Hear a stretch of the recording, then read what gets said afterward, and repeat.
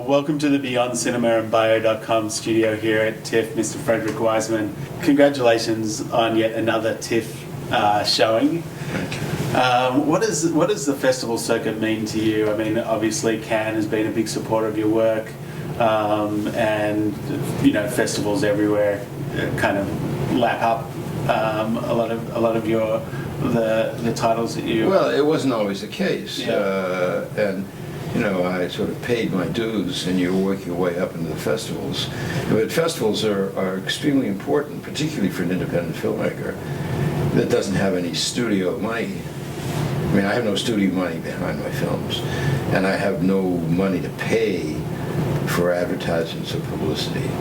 So the great value of the festivals is that journalists get to see the films and write about them, and you know, and you hope that they like them.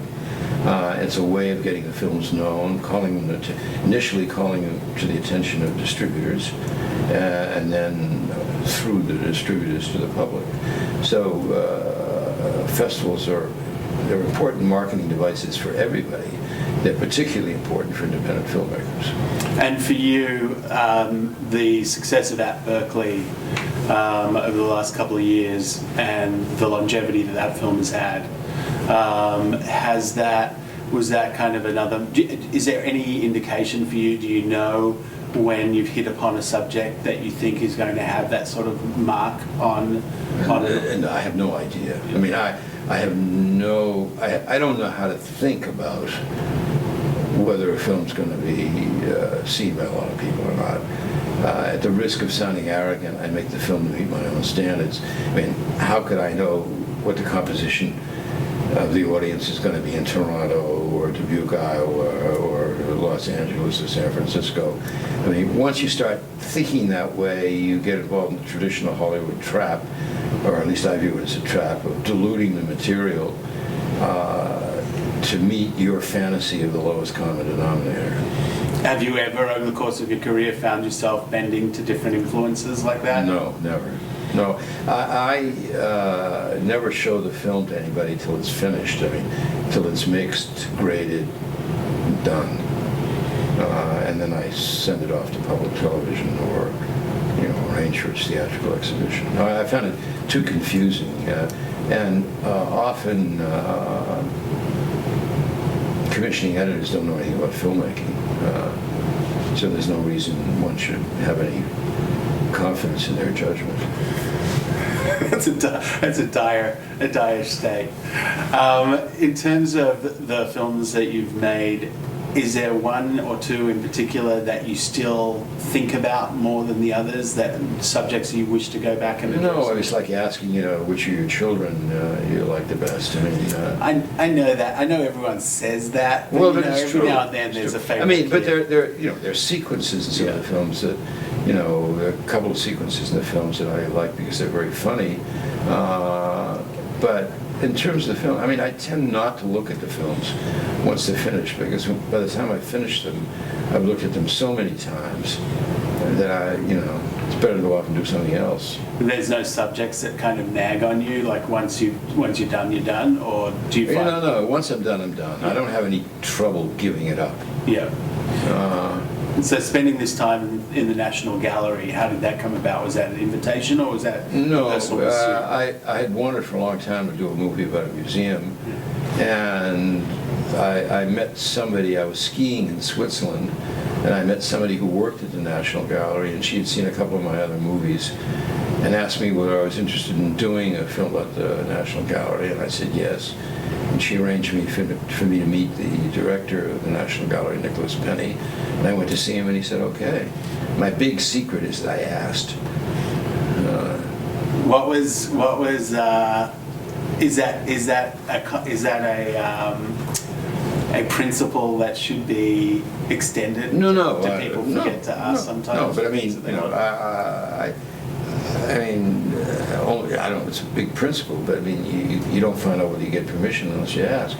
And you don't find out what the guy has to say unless you ask him either. Yeah, right. So when you go into the National Gallery and start talking to the people there, what was important for you to discover? Well, the most difficult thing about the National Gallery movie was to figure out the best way to shoot the paintings. Because I've had a lot of experience in films with people, but I didn't have any with paintings and people. And so I ended up feeling the best way to shoot the paintings was when it was possible, which was about 85% of the time, not to show the frame or the wall, but always, so the painting became much more vivid in film terms if you didn't see it as an object, but you were within the world of the painting. Were there particular artists that you knew, like let's say Da Vinci, for instance, or that have such limited numbers of actual paintings in existence? Are there particular artists that fascinate you more than others? And if so, Well, I mean, like everybody else, I have artists that I like more than others. Yeah, but are they obscure, or were some of them in the National Gallery already? Oh, well, the National Gallery has one of the great collections of the world. If I said I didn't like the painting, they didn't have anything that really satisfied me. It would be pretentious and stupid. And no, I mean,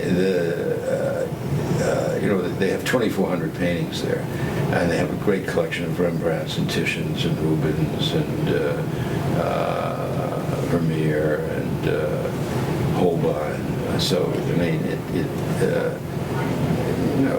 I wasn't forced to do a U.S. News and World Report ranking, but it was just a pleasure to be there every day and see such great.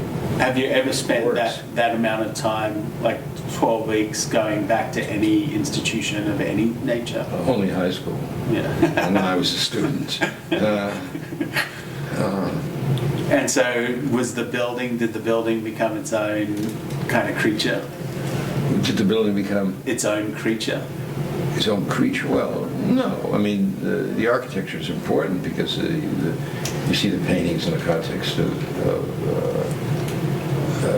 the light, particularly in the building where they're placed. No, I mean, the movie is about obviously about the paintings and people's reaction to the paintings, and with a suggestion of the relationship between painting and other forms of storytelling. And for you, in terms of other forms of storytelling that you consume, are you, in addition to like working on your own projects and the interests that you have, are you a consumer of documentary film generally, or narrative? I'm not a consumer of films. I don't have time to go to the movies. I work a lot. I work editing a lot. The last 4 or 5 months of editing, for example, I work 7 days a week, and it's interesting. I don't get particularly tired doing it. It's fun. Yeah. I want to see how the movie's going to come out, and I don't know that until it's finished. And apart from that, I read a lot, and I still carry out my adolescent sports fantasies. Such as? Well, I ski, and I ski a lot. It seems to be a good source of potential content then. Is there... When, skiing? Skiing. Well, I made a movie that's in part about skiing. I made a movie in Aspen. Skiing's not bad in Aspen. If you can follow your passions, whether it's pursuing great artworks or skiing, and be able to work at the same time, it's a pretty good... Yeah, no complaints. Sure. Yeah, between that and Paris and Cambridge, life's pretty good. You make the best of it. Are there any kind of people that mentored you along the way? I know that people might see you as a mentor and probably ask you for your advice on a common basis. But were there people that provided that role for you? No. When I got started, I didn't know many filmmakers, and I still don't. I think, to the extent that I'm aware of any influences, and this is probably an unreliable statement, I'm more influenced by books that I read, I think, than people that I've met. Very cool. Well, thanks for coming in and spending a few minutes with us. We appreciate it. Okay. Cheers, man.